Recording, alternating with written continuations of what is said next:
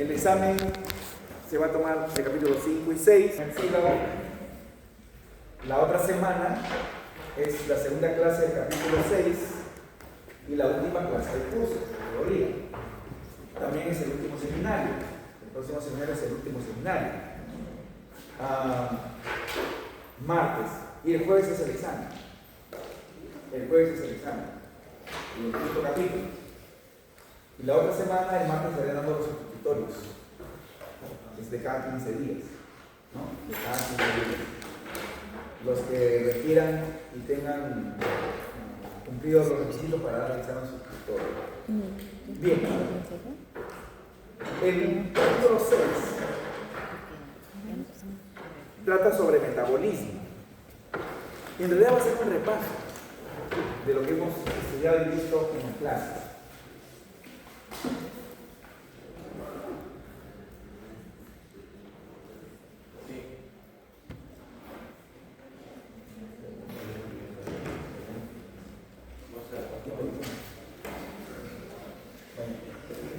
Vamos a ver las vías metabólicas en relación con el metabolismo, anabolismo y los algunos intermediarios metabólicos. En varios cursos, este tema se suele dar a veces al principio del curso. Y cuando se hace eso, en el primer examen, salen 80 a 90% desaprobados. Y es porque se habla y no se entiende lo que se está hablando. En cambio, en esta ocasión, bueno, yo soy el encargado y decidí pasarlo al final. Porque yo creo que lo que vamos a hablar acá es el resumen, es el compendio de lo que ustedes ya saben. Van a tener que repasar lógicamente para salir airosos en la última prueba. Y hemos ido hablando de estas cosas. Los hemos ido hablando en el curso. Van a ver que así es. Vamos a repasar las principales vías, los principales sustratos, los principales productos del metabolismo. ¿Qué es una vía metabólica? Por favor. Vía metabólica. Un conjunto de reacciones químicas coordinadas que ocurren en las células para convertir sus químicas en otros compuestos. Para lograr el mantenimiento de la vida, mediante la obtención de energía y síntesis de compuestos celulares, moléculas mediadoras en enzimas y sinónimo ruta metabólica. Ruta metabólica o vía metabólica. Y hemos estudiado varios de nosotros. ¿Recuerdan la beta oxidación? ¿Recuerdan la lipogénesis? ¿Recuerdan la vía glucolítica? La vía lactosa, la gluconeogénesis, la glucogenólisis, varias rutas metabólicas que hemos estudiado. La razón es mantener con vida a la célula, al ser vivo. Ese proceso, que lo vemos acá en resumen, lo hacemos a través de tres grandes grupos de moléculas: las proteínas, los lípidos y los carbohidratos. Que en una primera fase, una primera etapa, es el proceso de digestión. Se degradan los alimentos que comemos y se obtienen ya los sustratos iniciales de las vidas. Una primera etapa, la digestión. Tanto de proteínas, la pepsina, la tripsina, la carboxipeptidasa, la aminopeptidasa, las dipeptidasas, etc., que hemos estudiado. Los polisacáridos, la amilasa, las disacaridasas, la amilasa tanto salival como pancreática. Los lípidos, la lipasa lingual, la lipasa gástrica, la lipasa pancreática, la colipasa, las sales biliares. ¿Ok? Degradan hasta moléculas esenciales más simples que las podemos nosotros ya utilizar. En una segunda etapa es que usamos esas moléculas. Las usamos para degradarlas, para transformarlas en moléculas que nos van a permitir obtener energía. Aquí hay una gran molécula, vean ustedes, que se llama acetilcoenzima A. ¿De dónde proviene la acetilcoenzima A? Tanto de los aminoácidos, tanto de los azúcares, como de los ácidos grasos y el glicerol. De ahí se obtiene acetilcoenzima A. Segundo gran paso del metabolismo, de esta ruta metabólica. Y la tercera gran etapa es la formación de energía. Entonces, la primera etapa la digestiva, la segunda etapa la degradativa y la tercera etapa la síntesis energética, la formación de energía.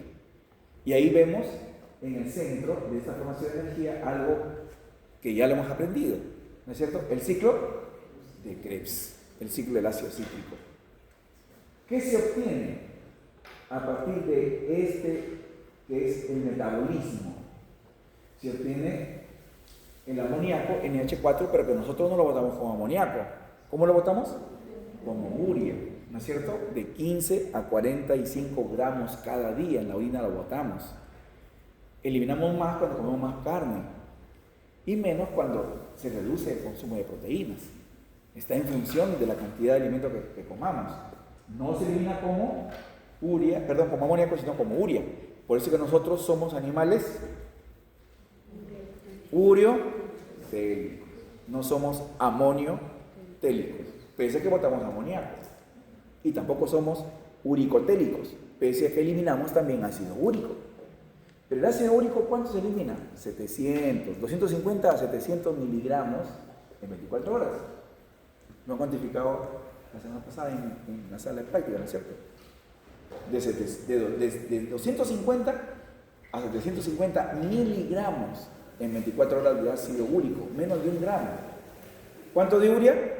De 15 a 45 gramos de urea, o sea, eliminamos 1000 veces más urea que ácido úrico. Por eso somos básicamente ureotélicos y no uricotélicos o amoniotélicos. ¿Amoníaco se elimina? Claro que sí, se elimina por la orina amoníaco, pero cantidades ínfimas, pequeñísimas, en el orden de los nanomoles, así que micromoles, así que no somos eliminadores de amoníaco. Pero en esta lámina el desecho de amoníaco que lo eliminamos con urea. Muy bien. También eliminamos agua y también eliminamos el CO2. Fíjense los desechos metabólicos: agua, urea y CO2, anhídrido carbónico. Son los 3 desechos metabólicos del organismo. Entonces, la ruta o vía metabólica, acá tenemos otra definición. Señorita, por favor. Vía metabólica.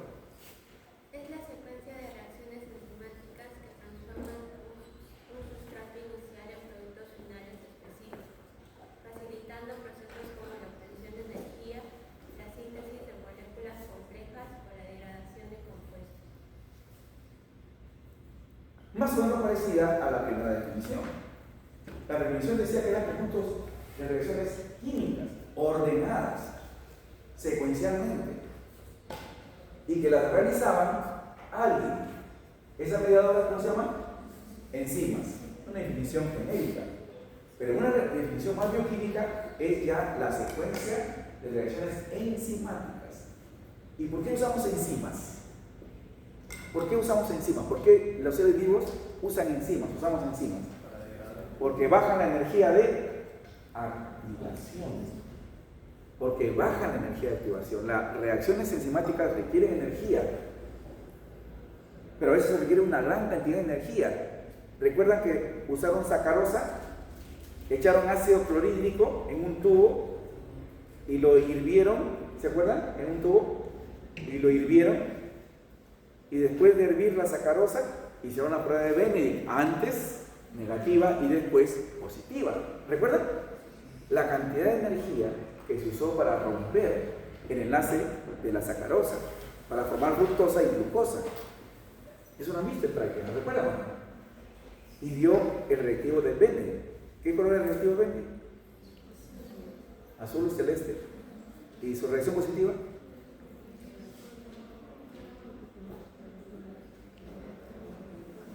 El Lugol, que lo usamos para el almidón. ¿Qué color era la reacción positiva del Lugol? Seliwanov, que identificamos cetosas como el rosado salmón o rojo salmón.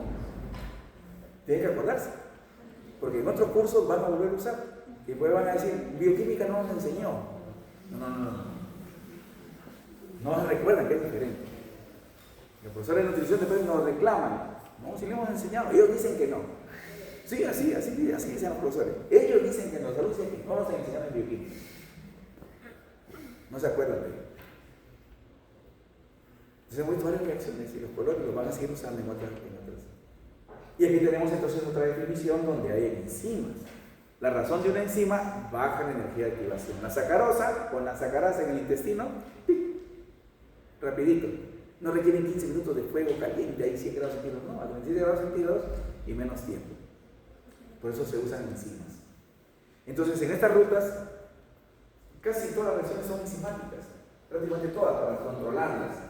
La razón de que hay enzimas es que las enzimas se pueden regular, se pueden inhibir, se pueden activar. Esa es la razón por la cual hay enzimas en las vías metabólicas. El metabolismo, entonces, es la suma total de las reacciones enzimáticas del insecto. ¿Se imaginan ustedes? Y si hay en internet, de repente para otra semana lo voy a poner ahí, que me falta un par de láminas para terminar la clase y subirlo. Si hacia acá ponemos todas las reacciones, todas, se convierte en un cuadro de muchas reacciones, de cientos de reacciones, que hemos ido viendo poco a poco. Y todo ese conjunto de reacciones se llama el metabolismo. Y lo dividen en dos, en el anabolismo y en el catabolismo.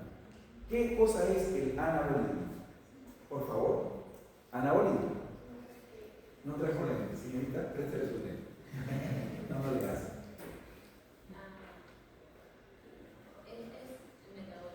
¿Qué es el anabolismo?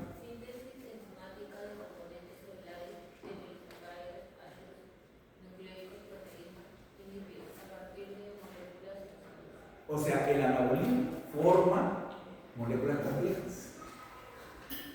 El anabolismo forma moléculas complejas. Y le voy a poner un ejemplo. Los grupos sanguíneos, por ejemplo. Levanten las manos en el grupo de niño A. 1, 2. Mírense, por favor. Mírense. Ustedes deben de ser amigas. O por lo menos tener sus datos. Porque un A le puede donar sangre a otro A. Un A puede donar sus órganos a otro A. Un B no puede donar su sangre a un A. Y al revés, un A no puede donar su sangre a un B. ¿Entienden? ¿Quiénes son de sangre B? Levanten la mano. Una. Uy, está sola. Es así. ¿Quiénes son de sangre AB? No hay. Como se dan cuenta, la sangre AB es mucho más rara. ¿Quiénes son del grupo O? Levanten la mano. Que sepan el grupo. Y los que no han levantado no tienen sangre. No saben su grupo, está bien. El grupo sanguíneo es la expresión de los genes. Son proteínas más carbohidratos que están en la superficie del globo rojo. Por ejemplo, hay una proteína que no todos la tenemos. La proteína más el carbohidrato del grupo A son del grupo A. Los que tienen la proteína más el carbohidrato del grupo B son del grupo B. Los que no tienen esa proteína más el carbohidrato no son ni A ni B. Entonces no tienen. Si no tienen, ¿qué número significa no tienen? 0. Pero el 0, ¿a qué letra se parece? Entonces de ahí aparece el grupo O. Estos son A, estos son B, estos no tienen nada, 0. O finalmente terminamos siendo el grupo O. B. Ahora, los hombres también tenemos en el globo rojo proteínas. Y la mayoría tenemos una proteína que se llama RH, que es del mono Macacus rhesus. Rhesus se escribe RH. ¿Quiénes son RH positivos como yo? Levanten la mano. Poquitos. Los demás son negativos. ¿Quiénes son RH negativos? Levanten la mano. 1, 2, 3. Miren, ustedes deben conocerse. La sangre RH negativa es la más rara. La sangre RH positiva es la más común. Pero qué raro que la mayoría no haya levantado la mano con RH.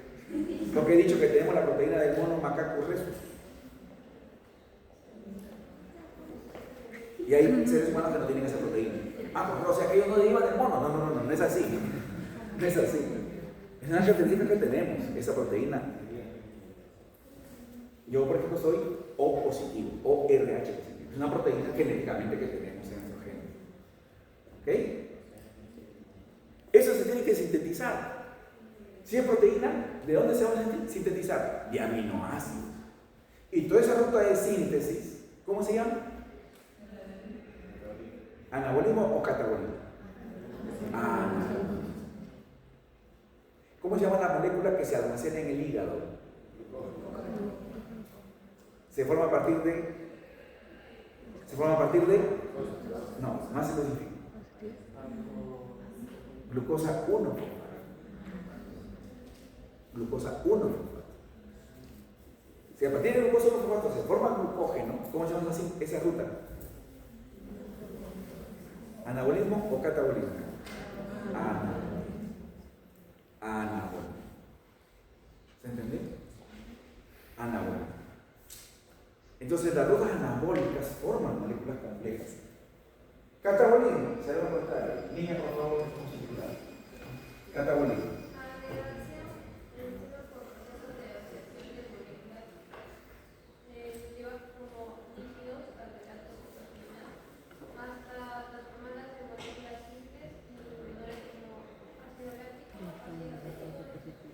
¿En ese proceso qué se libera? ¿Este proceso qué proceso es? Clarito lo dice, proceso de oxidación. Si algo se oxida, para que se oxide, algo tiene que reducirse. Está bien, es un proceso de oxidación, algo tiene que reducirse. De que vamos a ver quiénes son esos alguien. Que sin esos alguien, la vida no existiría. Entonces, los compuestos complejos se degradan a complejos simples. La razón, obtener ¿qué? Energía. La energía en nuestro organismo, ser vivo, ¿cómo se llama? ATP. ATP. Y nutricionalmente se mide. ¿Cómo se mide las energías? Calorías y kilocalorías. Eso lo van a aprender en otros cursos, como calcular, ¿correcto? Entonces la función del metabolismo es obtener energía química de los elementos. O también puede usar la luz solar. Nosotros no usamos la luz solar para eso. Bueno, a excepción de una transformación de vitamina D que se activa en la piel. Más de eso no hay. Las plantas sí lo pueden hacer. Convierte entonces elementos nutritivos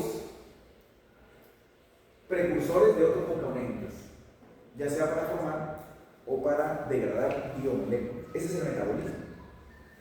¿Qué tiene el metabolismo? Una ruta, una vía. ¿Y qué se ve en la vía? ¿Qué tiene la vía? Primero un sustrato inicial.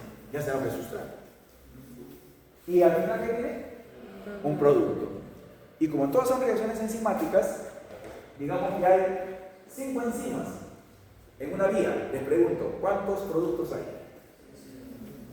de la vía? Uno. Un producto. ¿Y cuántos sustratos? En la vía. Entonces, para evitar, yo sé que tienen un conflicto ahorita, profesor, pero hay varias ahí, sustrato, producto, encima son 5 reacciones, entonces son 5 sustratos, está bien. Están pensando bien. Por eso le llaman sustrato ¿qué? ¿Sustrato qué? ¿Y producto qué? Y los demás sustratos, y los demás productos, ¿cómo les vamos a llamar? Es lógico, fácil de decir. ¿Se entendió? Entonces tenemos los metabolitos intermediarios, sustratos intermediarios, productos intermediarios. Pregunto, ¿un sustrato termina siendo un producto? ¿Este producto puede ser sustrato? Sí. ¿Sí o no? Sí, claro que sí, ya lo saben ustedes. En una ruta metabólica, el producto de una reacción es el sustrato de la siguiente reacción, y así sucesivamente. Entonces ahí tenemos la vía con sus componentes: sustrato inicial, producto final, intermediarios metabólicos y enzimas. En este caso, B, C y D, ¿qué cosas son? Productos intermediarios o intermediarios metabólicos, con las enzimas correspondientes en cada caso. Muy bien. ¿Quién sigue, por favor? El metabolismo intermediario, también conocido como metabolismo intermediario o metabolismo de la base Fase intermedia, se refiere a las reacciones químicas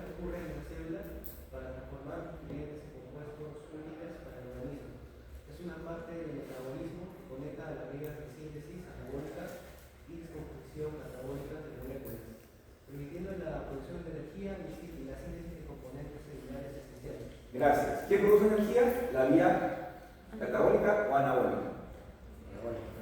¿Quién produce energía? La catabólica. ¿Quién produce moléculas? La anabólica. Sin embargo, hay rutas que se usan en los dos sentidos. ¿Ya? Hay rutas que se usan en los dos sentidos. Reacciones que sirven tanto para la vía anabólica como para la vía catabólica. Esa ruta, esas reacciones, esos sustratos y esos productos de esa vía que puede servir para dos, tanto anabólica como catabólica, se le llama anfibólica o anfibolismo. Anfibólica o anfibolismo. Entonces hay catabolismo, hay anabolismo y hay anfibolismo vía anfibólica. ¿Quedó claro? Entonces, lo que comemos, que son moléculas complejas, las degradamos a moléculas más simples mediante enzimas.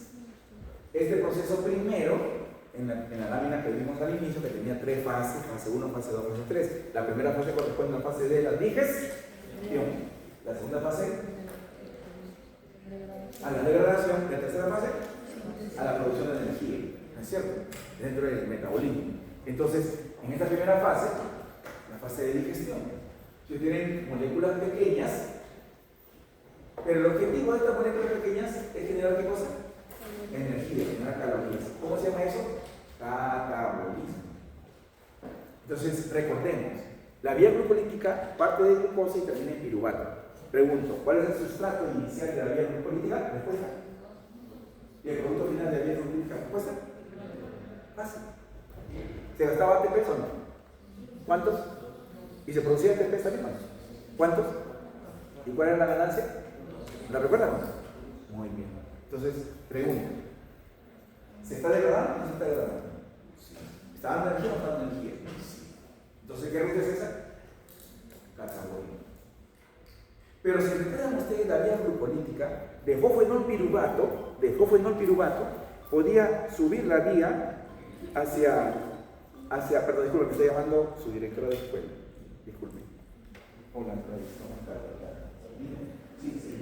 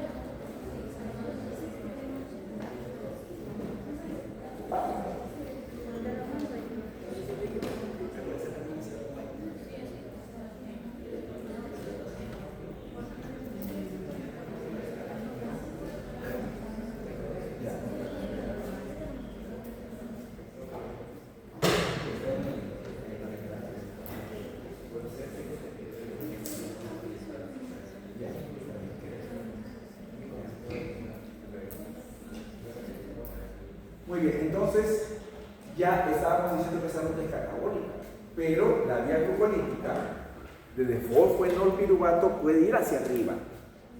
Puede ir hacia arriba para formar glucosa. Esa ruta de formación de nueva glucosa se llamaba la gluconeogénesis. Entonces, esa ruta también sirve para, en los esquemas, arriba y abajo. Glucosa arriba, piruvato abajo, ir de abajo hacia arriba. ¿No es cierto? Entonces se está yendo de simple a complejo. ¿Qué ruta es? ¿Anabólica o catabólica? ¿Ah?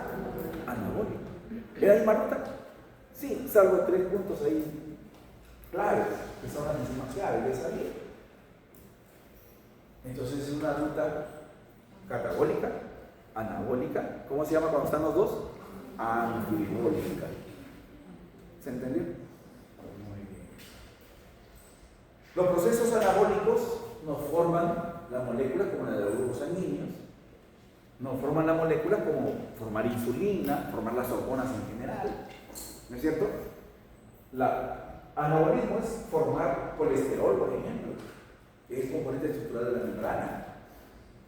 Anabolismo es formar ácidos grasos a partir de acetilcoenzima A. Se forma ácido graso para ser parte estructural de la membrana, fosfolípidos de la membrana. Eso es anabolismo. Y lo hemos estudiado, lo hemos visto, ¿lo recuerdan? Entonces, esas rutas de síntesis son anabólicas. Y como dice aquí, las calorías no consumidas se almacenan en forma de grasa. ¿Por qué no podemos almacenar el ATP? El ATP no se almacena. No se puede almacenar.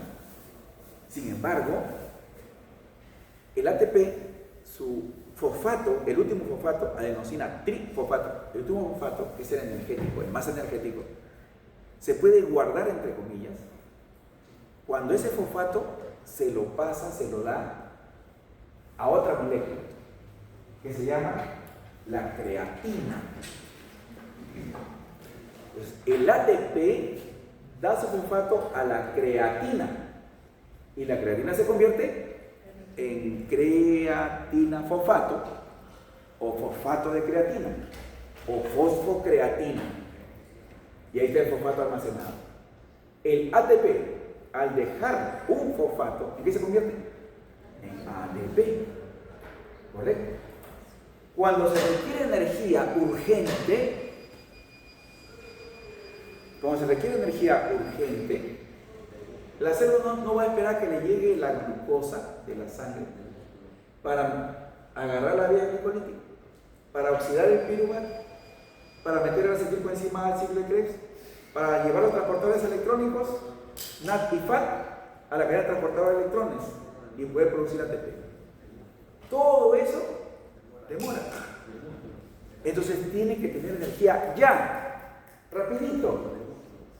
Como decir, tengo mi cuenta en el banco, no tengo plata en efectivo, pero tengo mi llave. Al toque llave, ¿entienden o no? Hasta para para el pasaje también llave. Algo así. Entonces, de nuevo, el ATP, ¿a quién le dio fosfato? A la creatina. Creatina. Se convirtió en creatina, fosfato o fosfocreatina o fosfato de creatina. Cuando hay demanda energética, el ADP tiene que convertirse en ATP para que fluyan las reacciones. Entonces, ¿quién recibe? ¿De dónde va a recibir ese ADP? El fosfato. De la creatina fosfato. Lo recibe y vuelve a ser ATP. Y la creatina usada se elimina como creatinina, que le hemos medido en la orina. ¿Recuerdan? La creatinina se mide en la orina a través de una reacción. La reacción de Jaffe, cuyo producto da color anaranjado. Lo hemos visto en práctica la semana pasada.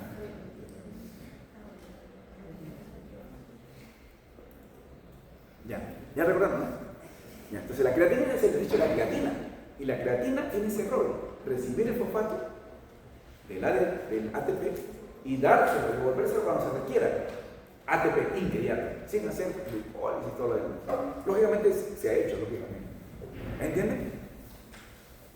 Entonces, eso es metabolismo, el conjunto de esas reacciones.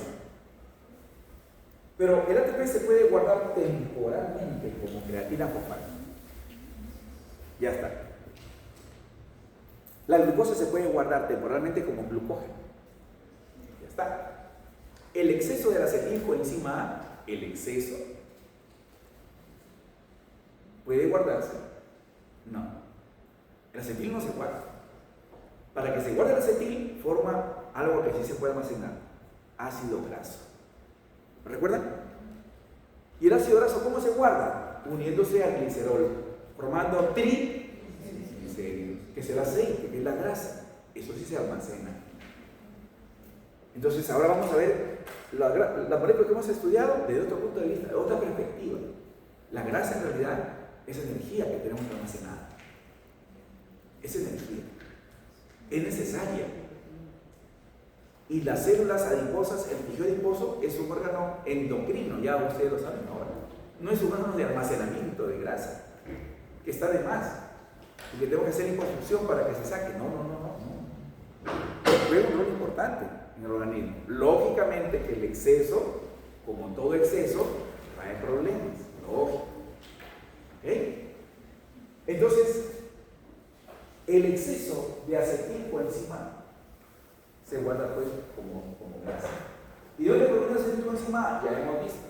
De los aminoácidos, de los carbohidratos y de la grasa.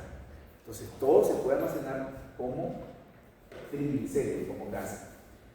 Muy bien.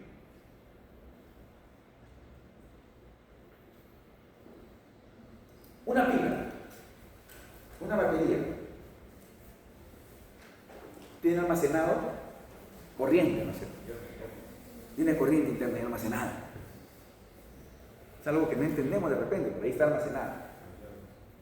Y cuando esa pila se pone a un aparato o a otro aparato, ¿no? ¿Por qué funcionan los aparatos? Porque está la batería, está la pila. ¿Y qué cosas tienen las pilas y la batería? Eléctrica, iones. ¿Qué cosas tienen? ¿Qué fluyen? ¿Con qué energía? ¿Cómo se llama? Pues tiene iones, ¿qué fluye por acá? ¿Qué fluye? Corriente. ¿Y la corriente qué fluye? Electrones. Los cables que están por aquí, pues hechos por los tubos, son cables de cobre, ¿no es cierto? ¿Saben eso, no? Porque el cobre por ahí se transporta rapidísimo los electrones. Fluyen rapidito los electrones. O sea que la corriente es un flujo de electrones. La energía es un flujo de electrones.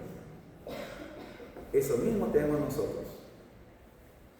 Y tiene que fluir, así como fluye acá la energía para que se prenda este aparato, tienen que fluir los electrones. Porque si no fluyen, no hay energía. Si la batería ya se murió, ¿fluyen o no fluyen los electrones de esa batería? Ya no fluyen, ya se acabaron, se gastó la energía en lo que fuera que se produjo, movimiento, calor, etc. ¿Ok? Nuestras baterías funcionan también así. Los electrones son transportados por transportadores electrónicos, que lo conocemos con el nombre de NAD y FAD. El NAD, ¿qué significaba? Nada, pero ¿qué significa? Nicotinamida, adenina, dinucleótido, el NAD. ¿El ATP qué significa? Adenina, bueno, adenosina, di o tri o fat. ¿El fat qué significa? Flavina o flavina, adenina, dinucleótido, NAD. El fat son transportadores electrónicos. ¿Qué reciben? Electrones y por ahí fluyen electrones. Ese NAD y ese FAD, aquí tenemos al NAD, tienen que reducirse para que el metabolito reducido se oxide. El catabolismo, ¿en qué consiste? En la oxidación. Pero para que algo se oxide, algo tiene que reducirse. Porque no puede haber oxidación sin reducción en las vías metabólicas. Entonces, si en la oxidación algo se oxida, en el catabolismo, ¿quién se reduce? El NAD. Y ese NAD reducido, ¿a dónde va a botar los electrones? ¿Se guarda la segunda membrana mitocondrial? La membrana mitocondrial interna, complejo 1, complejo 2, complejo 3, complejo 4, ATPasa, complejo ATPasa. ¿Recuerdan o no? Ahí va el NAD y vierte esos electrones. Los electrones fluyen por ahí y alguien debe recibir finalmente eso. De aquí lo vamos a recordar. ¿Recordaron o no? Entonces, miren lo que están haciendo estos transportadores. Recogen estos elementos energéticos y los llevan y los echan a la cadena transportadora de electrones. ¿Qué hacía la ATPasa? ATPasa recibía esa energía para formar AEP. ¿No es cierto? ADP lo formaba en ATP. Pero esos hidrogeniones y esos electrones que fluyen por esa cadena, alguien tiene que recibir esos hidrogeniones. Y ese alguien es el oxígeno. Oxígeno más hidrógeno queda agua, producto metabólico, producto de metabolismo. Aquí lo vamos a recoger, lo vamos a seguir viendo. Les digo así para que podamos entender esta lámina. Entonces, este NAD se reduce y va al transporte electrónico, a la configuración oxidativa para generar el ATP, que es nuestro combustible, el ATP. Y cuando ese anabolismo se requiere más bien esta energía, en el anabolismo se reducen los compuestos, metabolitos oxidados pasan a ser metabolitos reducidos y se requiere esta energía electrónica, estos electrones, a partir del NAD reducido, que se reoxida, vuelve a ser oxidado. Entonces hay estas rutas: el catabolismo mediante la oxidación de metabolitos y el anabolismo mediante la reducción de metabolitos. Y para que ocurra eso tiene que haber intermediarios o transportadores electrónicos, tal igual que la gira la batería de la corriente. Muy bien. ¿Va quedando claro hasta ahí? Ahora, esta energía, estas moléculas se están transformando y dando energía, que es el ATP. ¿No? Hay una ley que dice: la materia no se crea ni se destruye, solo se. Y luego vemos que se transforman, se cambian una a otra, no desaparece. Pero hay una ley de la termodinámica que dice que la energía no desaparece, siempre existe, nunca desaparece, siempre existe, que puede transformarse, pero no desaparece. En el universo hay un equilibrio energético. La energía no desaparece, ha existido siempre y siempre va a existir. Principio termodinámico de la ciencia.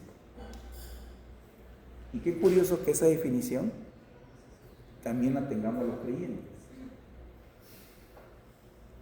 Siempre ha existido, siempre va a existir, no desaparece, se puede transformar también. Interesante, ¿no? Interesante.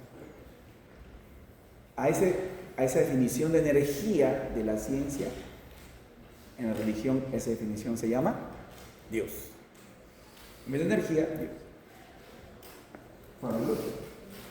Fabuloso. Esa energía se puede transformar en materia, teóricamente. Pero el hombre no puede hacer eso. La materia sí se puede transformar en energía. Claro que sí.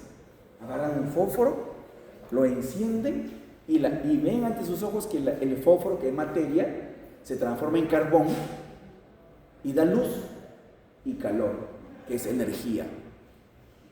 Se apaga el fósforo y la energía, ¿qué pasó? Pasó al sistema del universo. El calor pasó alrededor del sistema del universo. Y la luz pasó, interactuó con el universo. ¿Entienden? Pero ese calor y esa luz, volverla a hacer materia, no lo puede hacer el hombre. Eso se llama creación. Albert Einstein estudió tanto esto que hizo una fórmula que el hombre todavía no la entiende completamente. Una fórmula que relaciona la materia y la energía, y que a veces hasta en los polos está ahí, ¿no? Un parche ahí. E, ¿a qué es igual? M por C al cuadrado. ¿Qué es M? La masa, la materia. ¿Y qué es C? La luz, la velocidad de la luz. ¿Y qué cosa es E? Energía. Energía es la masa y la velocidad de interacción.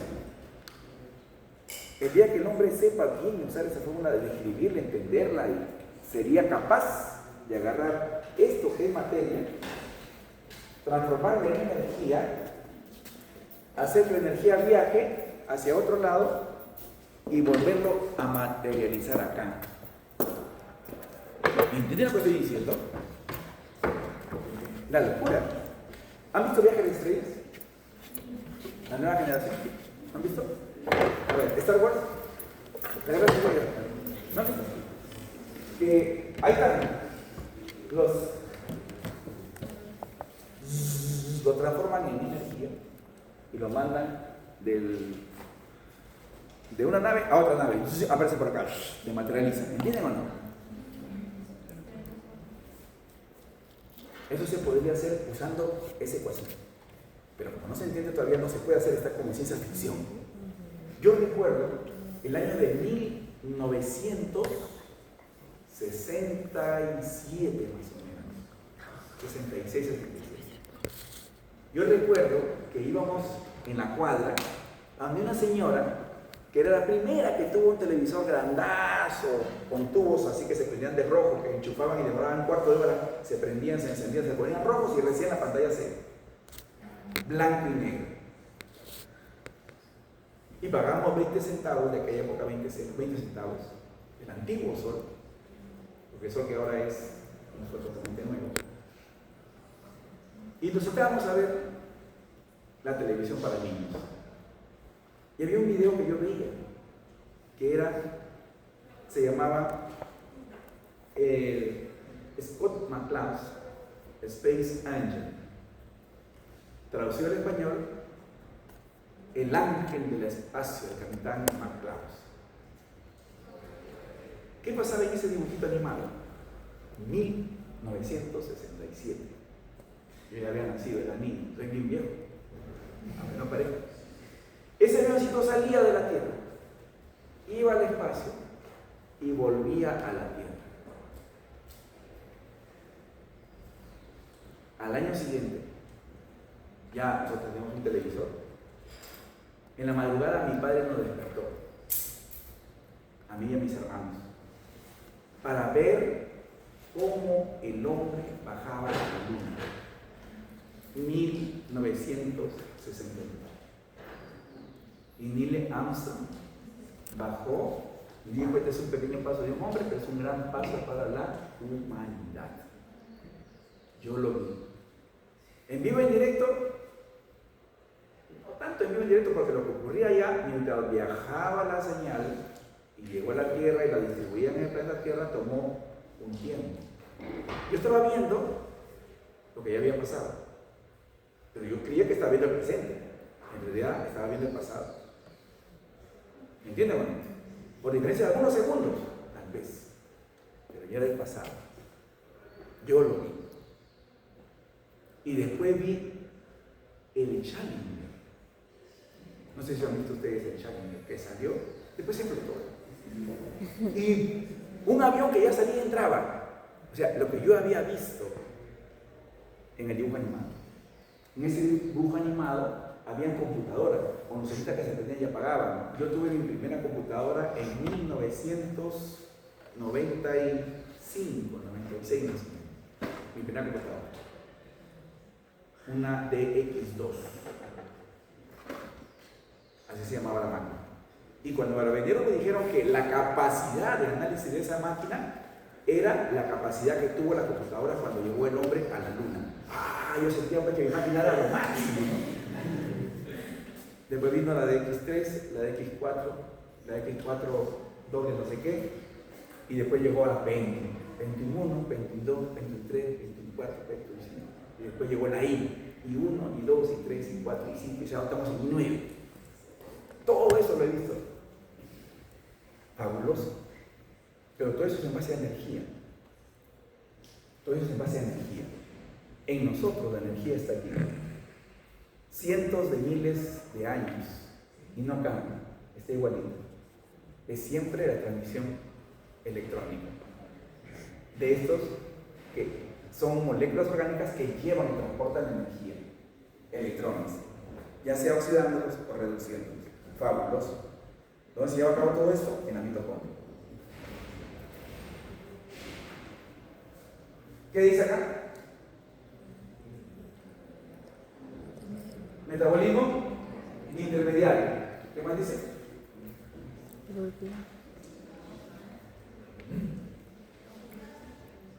¿Ya llevaron inglés en el seminario?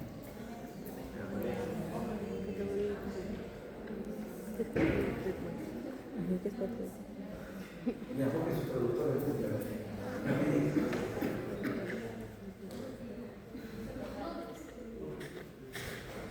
Metabolismo intermediario, 2 puntos. ¿Ah? Vista general. Una visión general. Bien. Rosado, ¿qué cosa es? ¿Qué cosa es? ¿Qué dice acá? Transforma lo que estamos haciendo en la clase. Ruta o vía. ¿Qué vía? Metabólica. Lo de rosado y metabólico. Lo de celeste. Anabólica. Ya está. Ahora, los cuadraditos.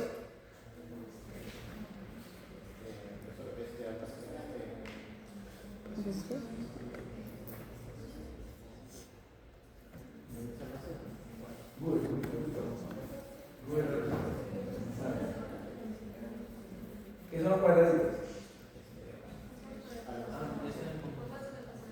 Compuesto de almacenamiento. Compuesto de almacenamiento. Y miren quiénes son los compuestos de almacenamiento. ¿Qué dice acá, Diego? Los alimentos. Pues tiene que traducir bien, también es comida, pero en esto, ¿qué significaría eso? Alimentos. Muy bien. Y miren quién está acá. El nada. Y lógicamente el FAT también. El FAT también. ¿Ok?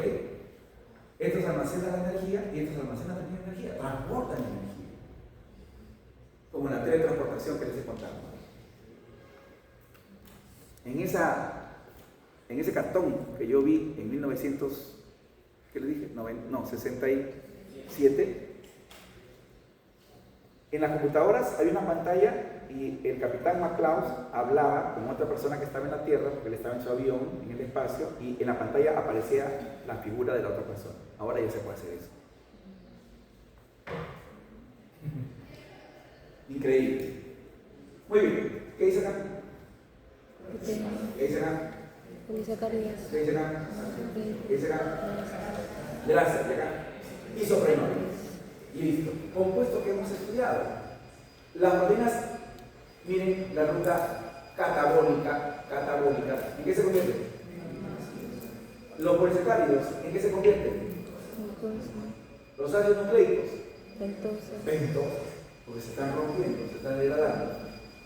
Y la grasa, los triglicéridos. Ahora sigamos. ¿Los aminoácidos se pueden degradar o no?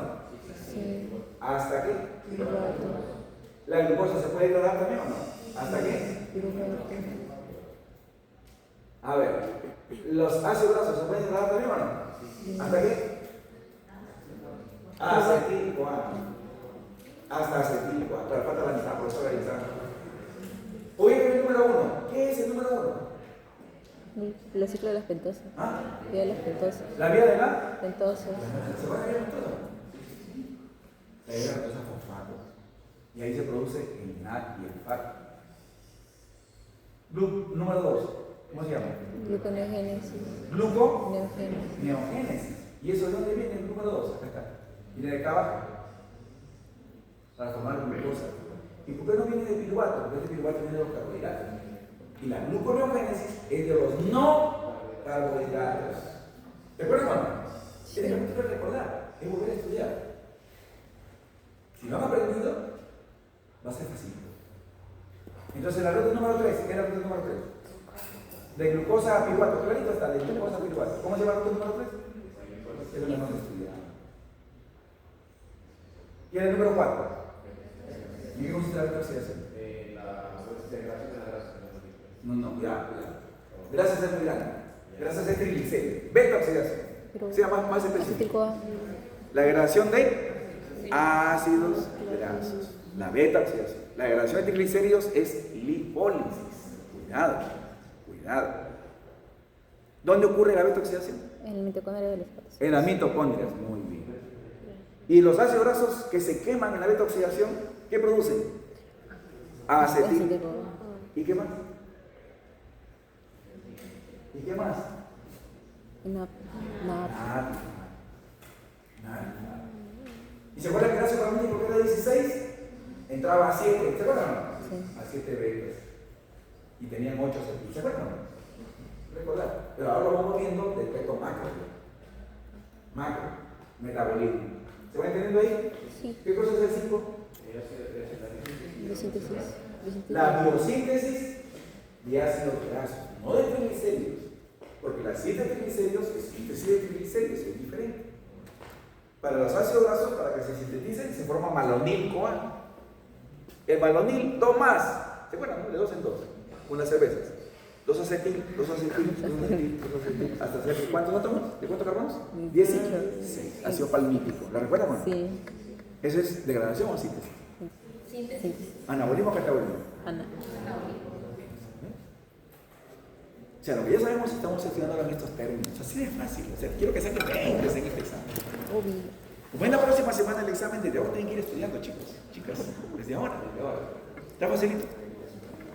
La otra mitad, veamos la otra mitad. A ver, aquí está la otra mitad. Ahí. A ver, ¿qué número por acá por la esquina? La proteína. Ahí está.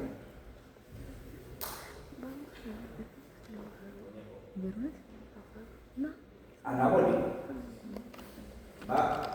Grupo amino. Amoníaco para arriba. Ciclo de Krebs para arriba. ¿Se dan cuenta? El ciclo de Krebs va para arriba y el ciclo de Krebs va para abajo. Y el ciclo de Krebs no es ni rosado ni celeste. O sea, no es ni catabolismo ni anabolismo. Hace las dos cosas. Cuando hacía las cosas, ¿cómo se llamaba el ciclo o la ruta? Anfibólico. Ambigua no, anfibólico. Escuché por ahí ambiguo. ¿O escucha mal? ¿Se entendió? Muy bien. Veamos nuevamente los números. Número 4. ¿Qué cosa es el número 4? Arriba. Beta oxidación. Por beta oxidación, número 4, vosotros no se ve, no sea. Ya, ahí está, el número 4, ahí está. La beta oxidación. Es para recordar. ¿Qué forma por beta oxidación? Silicona. La número 5. A ver, ¿qué cosa es el número 5? Ahí está el número 5. ¿Qué era? Biosíntesis de ácidos grasos. La biosíntesis. ¿De dónde se forman los ácidos grasos? De acetil-CoA. Entonces, ¿qué cosa viene a ser el piruvato y el acetil-CoA? Hay cosas interesantes. Y tienen su nombre en estas rutas. Y que lo vamos a ver. Bien, ruta 6. ¿Cómo se llama ruta 6? Tiene que haber el ciclo o por su distribuidor, el ciclo de Krebs, o por su primer sustrato, ciclo del ácido. Sí, no. ¿Qué se produce ahí? ¿Qué se produce en el ciclo de Krebs? NAD reducido, NADH. ¿Qué más? FAT H2. ¿Y qué más? GTP. No se produce ATP. Pero en el colegio nos dice que se produce ATP. Ya saben ustedes que no es así. Ahora, ¿cuáles son los productos? Los productos de desecho, de degradación, los productos finales de este metabolismo. Clarito está. ¿Qué dice aquí? Urea. Pero la urea, ¿de dónde viene? Del amoníaco. ¿Qué botamos más nosotros, amoníaco o urea? ¿Y por qué no botamos amoníaco? Salud. ¿Por qué el amoníaco lo transformamos a urea? Porque se siente tóxico para el cuerpo. Porque es menos tóxica la urea, porque es más soluble la urea. ¿Listo? La urea la medimos la semana pasada en la orina, ¿sí o no? Sí. De 15 a 45 gramos de urea. Gramos de urea. Supuestamente, los alumnos que comieron más carne, ¿salió más urea o no? Supuestamente. Pero acá su compañera, ¿qué le dijo su profesor, el doctor, quién fue el doctor? Raúl Chamorro. A su compañera le dijo, a ver, ¿qué has comido? Y dijo, no, puedo decirlo públicamente. Porque fue público también. Fue público, lo puedo decir. Dijo, mi papá no me dejó, y está bien, pero su papá cuida y vela su salud. ¿Qué? ¿No vas a comer carne? No, tienes que comer, tienes que comer. O sea, comió poquito, pero comió. Por eso es que la urea no bajó tanto. Ese fue el mismo día. Ese fue el mismo día. O sea, en la mañana. En la mañana. ¿Se dan cuenta? Claro, y yo que le dije, no se puede mentir con las moléculas. Acá me dicen, yo comí bastante proteína, y sale uria abajo, es mentira, pues no ha comido nada. ¿Sí o no? Dice, no, yo he hecho una dieta sin proteínas, y le sale bastante uria, está mintiendo. No cumplió la dieta como debería ser. 3 días, sin nada de carne, leche, huevos, no se muere uno, no se muere. Y 3 días con un montón de gente tampoco se muere. Y se ve el efecto de la uria. ¿Ok? La uria es el desecho. El agua es el desecho. ¿Y miren dónde sale el agua? ¿No es el agua? De la fosforilación oxidativa. Ahí les dije que habían 4 complejos, más la TPasa, ¿recuerdan? Sí. ¿En qué complejo se forma el agua? Este último. ¿No te veas? No, Aquí lo vamos a ver. no importa, no importa. Pero está bien, por ahí va. ¿Y qué se forma? ¿Qué más se forma? CO2. CO2. Ese CO2, ¿de dónde sale ese carbono y el oxígeno? ¿De dónde sale?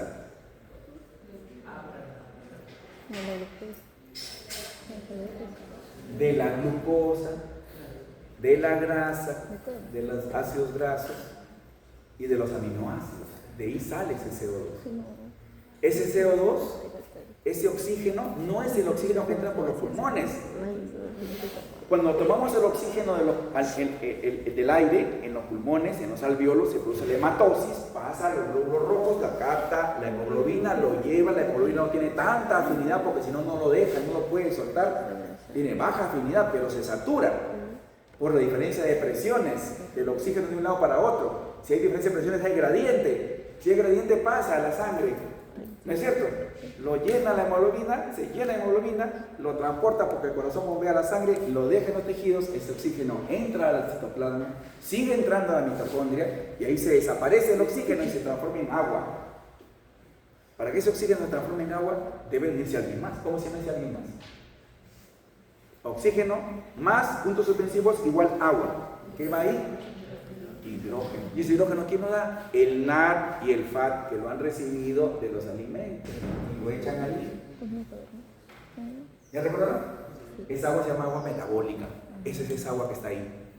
Ese oxígeno del CO2 no es el oxígeno que entra por los pulmones. Ese CO2 ¿de dónde está saliendo? De la molécula que comemos. La reacción se llama descarboxilación. El piruvato se descarboxila. El piruvato se descarboxila, pierde CO2. Y así varias regiones pierden CO2. ¿Te entienden? Profesor, pero en la secundaria me dijeron que uno respira oxígeno y bota CO2. Bueno, es mentira, pues. Bueno, es verdad que si tomas el oxígeno, es verdad que bota CO2. Es verdad, pero no es verdad que el oxígeno que respires se convierta en CO2. Eso no es verdad. Y eso lo han aprendido en este curso. Supongo que lo han visto, ¿no? ¿Qué se dieron cuenta? Profesor, ¿puede ser hidrógeno o bicarbonato o...? No. Hidrógeno. Es el hidrógeno que lleva el NAD y el FAT. El NAD es oxidado y se reduce con los hidrógenos. Y el FAT es oxidado y se reduce con los hidrógenos también. Esos hidrógenos los meten ¿a dónde? Al complejo 1, el NAD, y al complejo 3, el FAT. Esos hidrógenos salen del espacio de la mitocondria hacia el espacio intramembranoso. Y luego esos hidrógenos reingresan por la ATPasa para tener energía suficiente para formar ATP. ¿Recuerdan o no? Claro, y el oxígeno es el que recibe esos hidrógenos. El oxígeno los recibe. Porque el hidrógeno es explosivo. El hidrógeno es acidificante. No podemos tener hidrógeno suelto. Entonces lo recibe el oxígeno. Y si se forma agua, el agua es neutra. Fácil de eliminar. ¿Cuánto se forma esa agua en el metabolismo cada día? De esa agua se forma 200 a 300 mililitros diarios. Se llama agua metabólica. Bueno, estas son las frutas, ahora sí las podemos ver en el Entonces, todo el metabolismo termina siendo urea, agua y CO2. Y lo traducimos. Acá dice mecanismos fundamentales de la regulación del metabolismo. Hay 3 mecanismos fundamentales. Primero, se llama el control transcripcional. A ver, si estamos en ayuno, ¿qué genes tendrán que activarse para la síntesis de enzimas que van a generar ATP o para la síntesis de enzimas que van a guardar esa energía como grasa? Estamos en ayuno. Para generar ATP. Entonces las enzimas que sintetizan glucógeno estarán activas o inactivas. Inactivas. Ayuno, activas o inactivas. Inactivas. O sea que esas enzimas, además de estar inactivas, ¿deben producirse o no deben producirse? No. ¿Deben expresarse genéticamente o no deben expresarse genéticamente? ¿Entienden el control transduccional? Sí. Entonces lo que hace el organismo es inhibir a esos genes para que no se formen las enzimas que sintetizan el glucógeno, porque estamos de hambre, estamos en ayuno. ¿Se entiende? Pero si comemos bastante, entonces esas enzimas que sintetizan glucógeno tendrán que existir, tendrán que formarse, tendrán que expresarse genéticamente. Entonces el gen que produce al glucógeno sintasa tendrá que ser activo ese gen para que se forme la proteína glucógeno sintasa y luego se active y trabaje con la glucosa y forme el glucógeno. ¿Me dejan entender? Entonces el primer control del metabolismo, ¿cuál es? El control en los mecanismos de regulación transduccional. Es decir, que el gen que tiene la información pueda transcribirse y expresarse luego. Ese mecanismo lo forma el RNA mensajero. El gen se transfiere al RNA mensajero y este RNA mensajero luego va a ser leído por unas organelas que tienen forma de 8. ¿Cómo se llaman? Ribosoma. Y ahí los aminoácidos se van a usar para armar la proteína.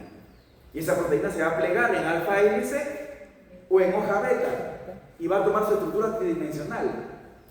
Y dependiendo si es enzima, se va a activar o se va a inhibir. En este caso se la tiene que activar porque se ha deformado. ¿Se me deja entender? ¿Ahora sí me entienden? Imagínense hablar de todo esto en un primer capítulo. Esto antes se daba en un primer capítulo. Por eso yo lo he cambiado. Es bien difícil entender cosas que no han visto en el primer capítulo. Hablar de metabolismo en el primer capítulo es, no sé. Yo le he cambiado. Espero que sea un éxito el tercer examen. El quinto examen, gracias. Lógicamente que hay moléculas que inducen a esta transcripción. Pueden ser las hormonas. O pueden ser moléculas o momentos metabólicos. Si como bastante, habrá inducción de síntesis de hormonas anabólicas o catabólicas. Catabólicas. Y luego de que se ha hecho la absorción y ha llegado todos los sustratos a las células, entonces habrá que sintetizar cosas para que formen proteínas, para que formen una molécula que haga el cambio. Anabolismo. Entonces la secuencia es: comemos, hacemos catabolismo y luego hacemos anabolismo. Bueno, que digamos ese luego es relativo porque se cuántas cosas son más buenas en paralelo. Dependiendo del momento energético que uno tiene. Entonces es la transcripción. Las moléculas o los momentos fisiológicos producen liberación de hormonas y estas hormonas o inducen positivamente o frenan inhibición, hacen inhibición de la transcripción genética. Luego el RNA es transportado hacia el citoplasma para la síntesis de proteínas. En el interín hay proteínas reguladoras. Hay péptidos reguladores también. Hay péptidos reguladores de la expresión genética. Esta expresión genética hoy en día en la nutrición es muy importante. Se llama Nutri. Seminario que ustedes saben. Una cosa es nutrigenética y otra cosa es nutrigenómica. Son cosas muy diferentes. Muy bien.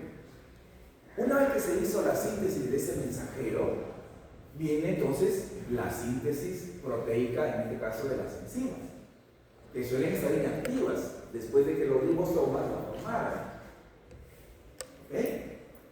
Y entonces viene un segundo momento que se llama la interconversión, es decir, la activación enzimática, para que la vía funcione, ya sea catabólica o anabólica, o antipática.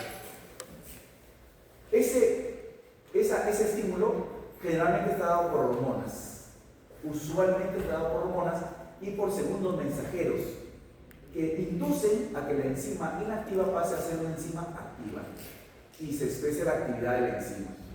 Usualmente es a través de la fosforilación. Segundo momento entonces, la interconversión. Y el tercer momento es el momento de la modulación por ligandos. ¿Qué es este momento? Miren la ruta metabólica. A, B, C, Z. ¿Se entiende? La ruta metabólica. Muy bien. ¿Recuerdan ustedes las clases que teníamos de enzima? La enzima puede ser activada por el sustrato o puede ser inhibida por el producto. ¿Recuerdan, no es cierto? O puede ser inhibida por el producto final. Recordemos lo más fácil. Glucosa, piruvato. Entonces ese piruvato puede ser un inductor negativo de la primera reacción. ¿Recuerdan, no es cierto? Entonces esos son las modulaciones de los ligandos. Intermediarios metabólicos que hacen esa función. O activan o inhiben. O activan o inhiben la fosforilación de las enzimas. Usualmente las enzimas fosforiladas se activan. Entonces hay mecanismos de activación y hay mecanismos de inhibición. También tenemos estas coenzimas que permiten que esto fluya. Estas coenzimas, ahí tenemos por ejemplo al NAD y al FAT, por ejemplo, ¿correcto?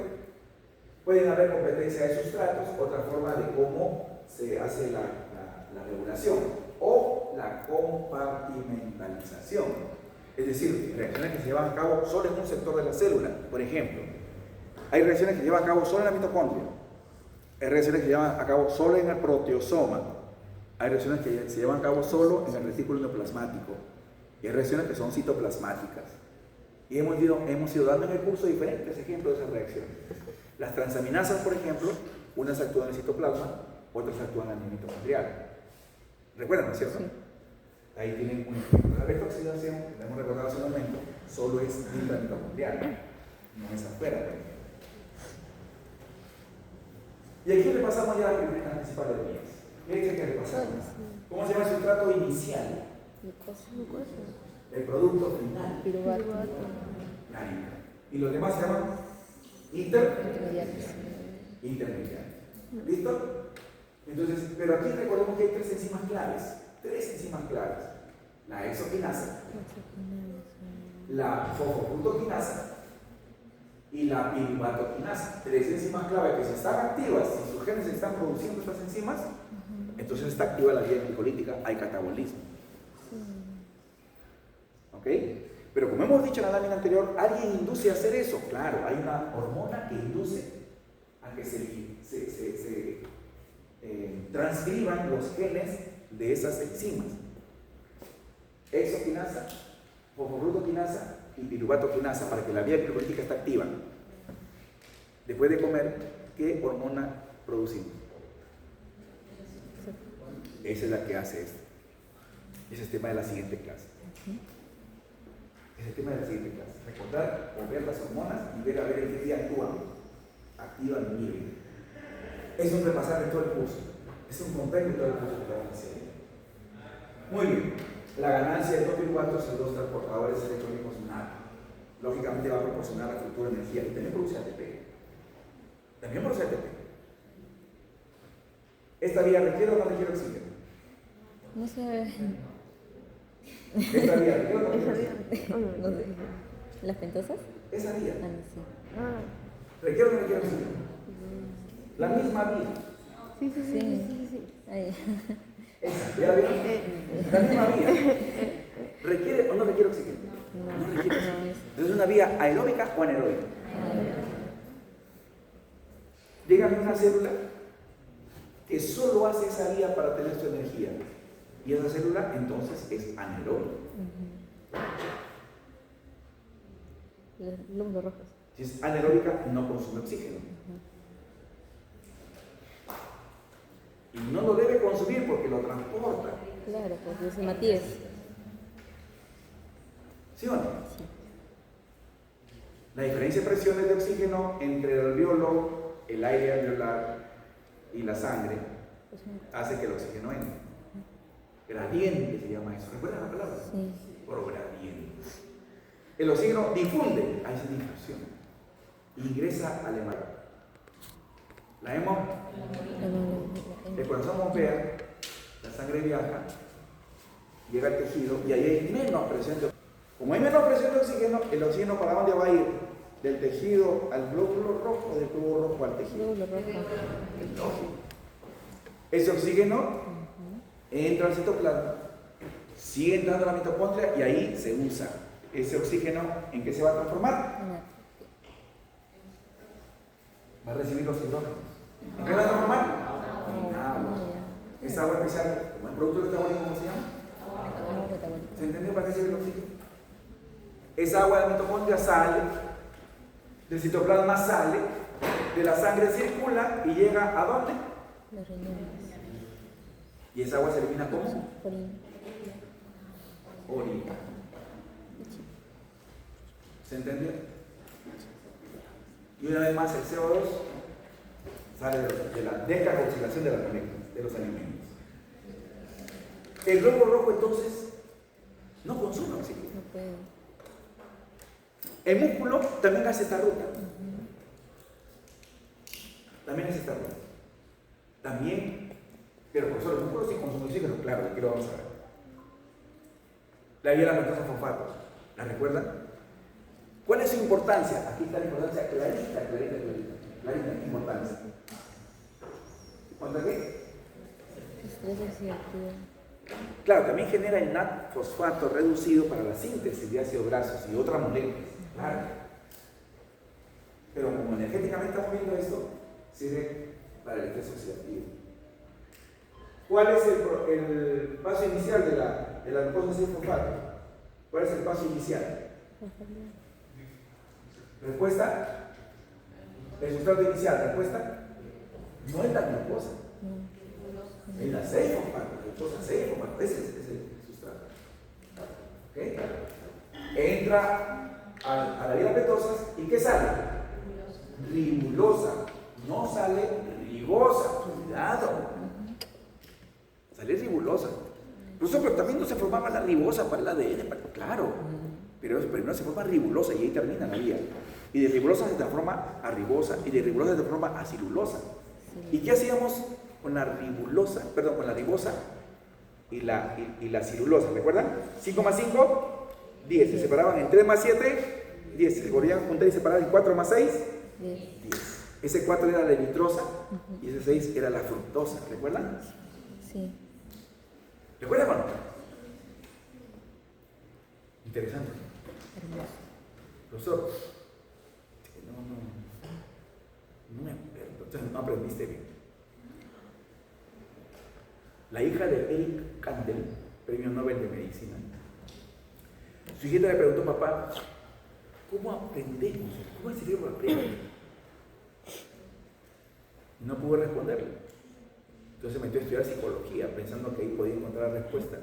Aprendió mucho, pero no le pude responder a su hija todavía cómo el cerebro aprende. Eric Kandel. Entonces dijo, ¿y ahora qué puedo estudiar para biología?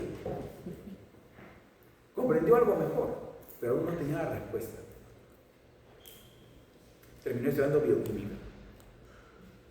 Y con todo lo que había aprendido, comenzó a hacer experimentos en un animalito que se llama la babosa marina, la babosa del mar. Es chiquita y llega a crecer hasta 15 centímetros. Es un animalito invertebrado, la babosa, y que tiene, creo, 20.000 neuronas nada más. Las tiene en su cuerpo afuera, las neuronas. Pues ahí las podía ver las neuronas. Eric Kandel trabaja con ese animalito. ¿Y por qué no con el cerebro humano? Porque el cerebro humano tiene millones de neuronas, no se puede analizar. Y él se dio cuenta que la babosa aprendía. Y le enseñó a la babosa a defender sus branquias. Entonces, le daba el estímulo y la babosa cerraba para proteger sus brácteas en su cuerpo. Eso le enseñó a la babosa. Después de haberle enseñado un montón, vamos a ver qué ha cambiado en la babosa. Y se dio cuenta que el número de neuronas era el mismo, no había cambiado. Entonces dijo, el aprendizaje no genera más neuronas, si no los genios serían bien cabezones. Y no es así. ¿Qué observó?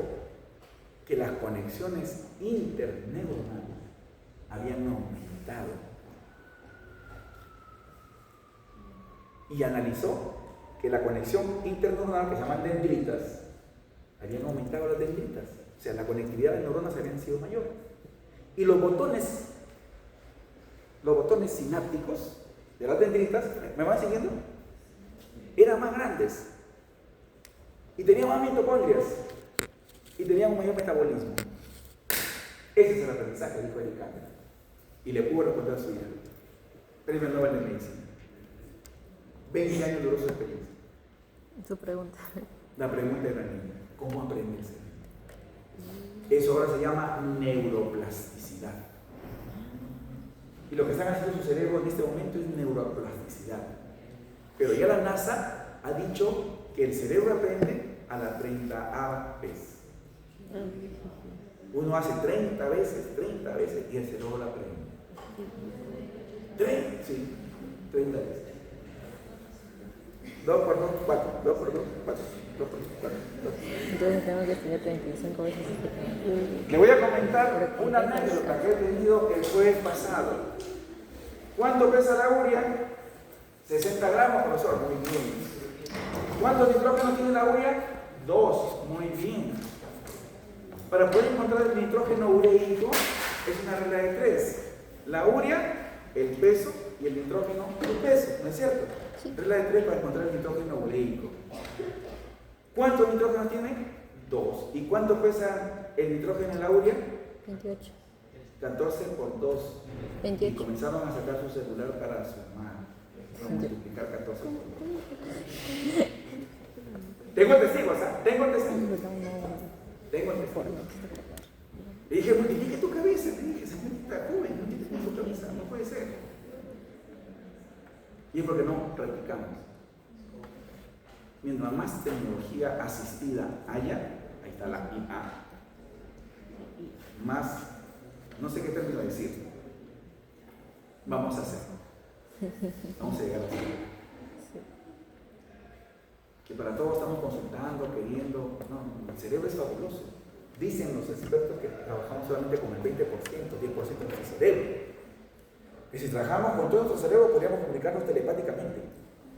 Si trabajamos con todo el cerebro, podríamos flotar. Levitar se llama eso. Dicen los expertos, no sé. Entonces, hay que repetir. Es una forma de aprendizaje. De nuevo, Daniela comienza a fosfato. ¿Qué produce? Ribulosa. Y fosfato. Esencial para la alimentación. Esto es fabuloso, la gluconeosis. A propósito, le dije que vieran una película que se llama Viven. Viven. Los sobrevivientes de los Andes. ¿La vieron?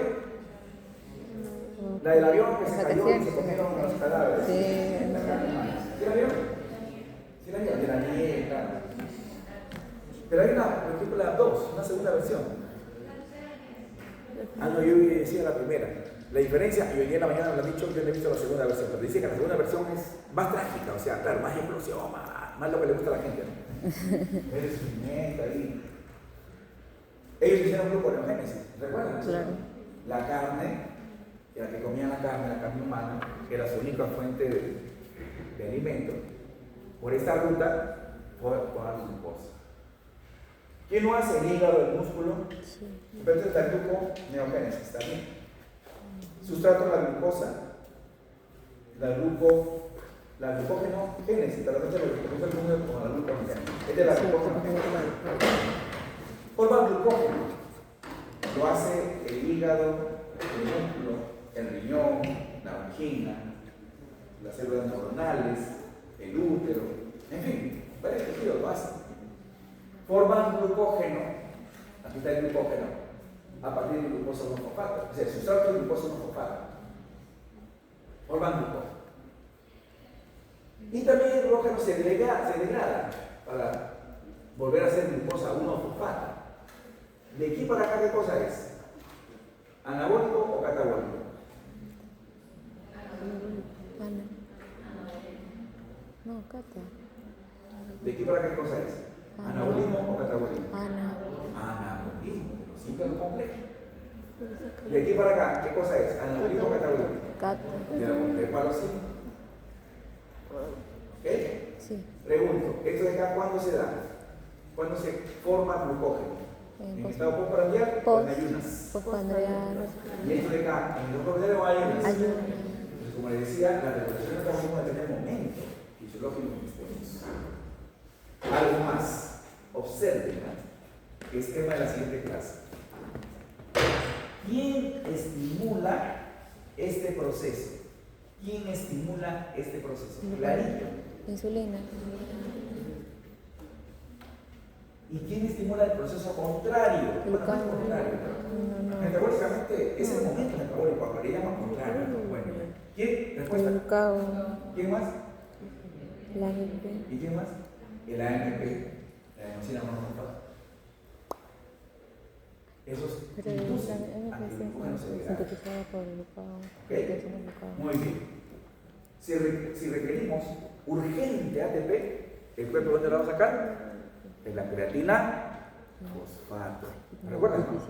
Y va a transformar la creatina fosfato, va a pasar a ser el fosfato al ADP, ATP, y la creatina, su desecho va a ser la creatinina. ¿Ok? Ruta metabólica. Muy bien. Esto va a depender de estado de ayuno en ejercicio, ¿no es cierto? Pregunto, en estado de ejercicio, ¿se activa o se inhibe la síntesis de glucógeno, la glucogenogénesis? No, se mide. En ejercicio, ¿se activa o se inhibe la Se glucogenogénesis? inhibe por el cortisol. ¿Respuesta? Se inhibe. Se inhibe. Porque necesitamos energía, tiene que haber glucosa y la sacamos del glucógeno. Cuando hacemos ejercicio no estamos comiendo. ¿Sí o no? Entonces pregunto, ¿es bueno hacer ejercicio después de comer? Sí. Inmediatamente después de comer. ¿Es bueno para hacer ejercicio haber comido? ¿Cuánto tiempo? Ya ahí viene la ciencia de la nutrición deportiva que nos dice cuánto tiempo antes debe de consumir alimento para que cuando haga ejercicio las vías no se contrapongan, pues no entre en estrés y no sepa el cuerpo qué hacer. ¿Me dejé entender? Por eso yo les dije en la primera clase, ustedes van a hacer que la selección peruana vuelva al mundial. ¿Se acuerdan de lo que les dije?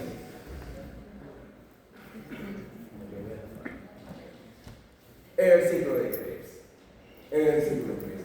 Puntos suspensivos, ¿qué responden ahí? No. Ciclo de Krebs, ¿aquí qué responden? ¿Qué será? Clarito. ¿Profesor P4? No. El tipo A puede venir de los aminoácidos. El tipo A puede venir de la beta oxidación, de los ácidos grasos. Y también de la glucosa, a través del piruvato. Pero los tres grandes moléculas alimenticias, polisacáridos, grasas y proteínas, pueden entrar al ciclo de Krebs a través de, respuesta, Cético. ese es el sustrato inicial. ¿Y cuáles son sus productos? ¿Qué sale del ciclo de Krebs? NAD ¿qué? Reducido, FA reducido y GTP. No ATP. En el colegio nos dijeron que el ciclo de Krebs producía bastante ATP. Mentira. Bueno, para explicarlo a ese nivel, pues también bien. En el colegio nos dijeron que el oxígeno que entra se convierte en CO2, sale como CO2. Otra gran mentira, ya la saben ustedes que no es así. Claro, para el nivel de colegio está bien. Está bien, para ir entendiendo. Son niños todavía. Acá no, estamos en la universidad. Los productos ya lo dijeron. ¿Dónde se ubica? La mitocondria. En la mitocondria. El famoso ciclo de Krebs. Pero eso ciclo anabólico, catabólico o anfibólico. Anfibólico, que permite la síntesis de muchas moléculas. Ahí está el complejo 1, 2, 3, 4. ¿Recuerdan? ¿Ven la membrana externa de la mitocondria? ¿Sí? ¿Cuál es la membrana externa de la mitocondria? ¿Cuál es? La de acá arriba. ¿Y la de acá abajo? También. También. La membrana interna, todo esto de acá, membrana interna. Y ya hay la membrana interna, el complejo 1, el complejo 2, el complejo 3 y el complejo 4. Y entre comillas el quinto, la ATPasa. La ATPasa o la ATP sintasa. Muy bien. Esos hidrogeniones, esos electrones e hidrogeniones que son los que llevan estos transportadores electrónicos, NAD y FAT, son ingresados a esta cadena. En nivel 1, el NAD, en nivel 3, el FAT, y transportan los electrones. Y los protones son bombeados al espacio intermembranoso. Esos protones reingresan por la ATPasa, reingresan y ahí son capaces ya entonces de transformar el ADP en ATP. ¿Ok? Ahora, estos hidrogeniones finalmente ¿a dónde van a terminar? En el oxígeno. ¿Qué van a formar? Agua. El agua metabólica. Ahora, se dice que el ácido cíclico, el ciclo de Krebs, ¿requiere oxígeno o no requiere oxígeno? En una reacción entra el oxígeno. En ninguna. Pero es oxígeno dependiente. ¿Por qué? Sí. Porque si no hay oxígeno, no hay quien reciba los protones. Y si no hay quien reciba los protones, no se va a producir la reoxidación del NAD reducido, no se va a producir la reoxidación. No va a haber NAD oxidado. Y si no hay NAD oxidado, no hay quien reciba los nuevos protones del ciclo de Krebs. Entonces se va a paralizar el ciclo de Krebs. ¿Entienden? El ciclo de Krebs, ¿qué necesita? Necesita acetilcoenzima A y necesita NAD y FAT oxidados para que salgan reducidos y manden los hidrogeniones al transporte electrónico. ¿Me van siguiendo? Pero si no hay oxígeno, estos transportadores electrónicos no van a poder ceder los hidrógenos. No van a volver a reoxidarse para volver a recibir nuevos hidrógenos. ¿Qué significa eso? Que el metabolismo tiene que estar siempre en movimiento. Tiene que estar siempre en desequilibrio. Porque el día que la presión parcial del oxígeno en el alveolo sea igual a la presión parcial de oxígeno de la sangre, no va a haber hematosis. ¿Ok? No hay hematosis y entonces ¿qué pasa? No va a haber oxígeno. En la muerte, las vías metabólicas se paralizan, llegan a su equilibrio. Hay igual cantidad de sustrato y producto. No hay desequilibrio. El desequilibrio consiste en que la glucosa entra y desaparezca la glucosa. Es materia, se transforma, desaparece, se transforma lógicamente. Deja de ser glucosa, se consume, el fibroblasto se consume. ¿Entienden? Energía, nada. Toda la glucosa está haciendo eso. Y si hay bastante, se almacena glucógeno. Y si hay más, se almacena como grasa. Ya saben, por la vía de acetilcoenzima. ¿Se dan cuenta? Y si no hay, lo que está almacenado se vuelve a ser acetil. Y el ciclo sigue funcionando. Y cuando come la comida, nuevamente vuelve a ser. Entonces estamos en desequilibrio constante. Nunca hay piruvato y glucosa igual. Siempre hay desequilibrio. Si el piruvato no desaparece, la vía glicolítica se paraliza. La vida es el desequilibrio de las vías metabólicas. Esa es la vida molecularmente. El día que las vías llegan a su equilibrio, esa es la muerte. Entonces en la muerte, ¿cómo sabemos que la persona está muerta? Antiguamente agarraban un espejito, no tengo espejo, agarraban un espejito, acá tienen espejo, ahí está cerrado, espejito, y se lo ponían en la boca o en la nariz. No sé si ven qué pasa. ¿Vieron qué pasa? ¿Qué pasó? ¿De nuevo? Respira, miren. Se empaña. ¿Qué pasó? Se empañó. Se empañó, ¿no es cierto?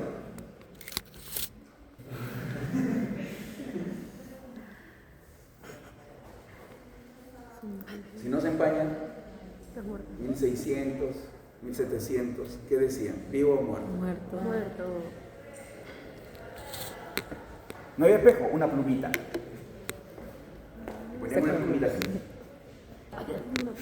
Si se movía, está vivo todavía. ¿No es cierto? Ahora, si la persona se muere, ya no respira. Si no respira, no entra el oxígeno.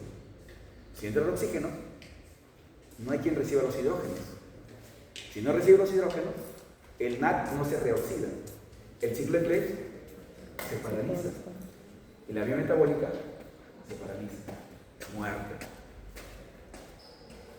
Pero el músculo quiere seguir viviendo.